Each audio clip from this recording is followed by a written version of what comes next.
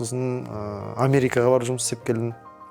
Америкаға университетте оқып бітіргеннен кейін бардыңыз ба? Жоқ, 3-ші курс оқып жүргенде. 2-ші курсты бітірген кезде. Оқу тастап кеттіңіз ба? Жоқ, жазда work and travel емес, бірақ просто өзім туристический виза алдым. Повезло, одобрили, сонымен, бірақ ондай документпен сен ешқайда жұмысқа кіре алмайсың, как турист сияқты. Соқта грузчик болып жұмыс істедім. Күніне 16 сағат, 18 сағат жұмыс болатын. Грузчик дегенде маған грузчик деп түсіндірген жоқ оның басында. Moving деп аталады. Мысалы, осы үйді полный көшіру. Упаковкадан бастап барлық ауыр заттардың бәрін неге грузовикке салып, екінші үйге көшіріп, бәрін орнына қою. Енді қанша ауыр зат бар, қанша не бар, сөйтіп где-то бір күніне 16-18 сағат, кейде 20 сағат жұмыс істеген зор, кейде 12 сағат. Вообще білмейсің, объемға байланысты қалай бітіресің. Сол кезде кәдімгідей жылағым келді мен бар ғой. Таңертең қолдарым істемейтін ғой, массаж жасап қолдарым бүйтіп ауыр көтергеннен саусақтар. Сонымен күн санап жүрдім, Алматыға қайтатын уақытты бүйтіп андай болады ғой, X деп бүйтіп жазып қоятын, сөйтіп жазып жүрдім ғой, былай айтқанда.